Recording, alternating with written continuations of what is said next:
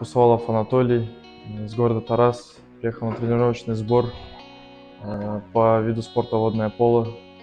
Член сборной Казахстана.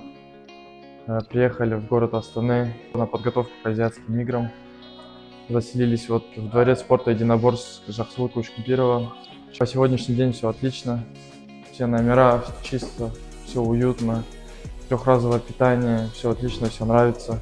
Мен Шамжигитов Султан, судовынан Қазақстан ұлттық құрама командасының капитанымын. Біз Астана қаласындағы Учкемпиров атындағы жекпе-жек спорт сарайына қонақ болып келдік. Осы қонақ үйдің номерлері және тамақтары өте дәмді, маған ұнады. Номерлары туралы айтсақ, өте таза, өз пікірім қолдаймын. Рахмет спортшылардың барлығына, алда сәттілік.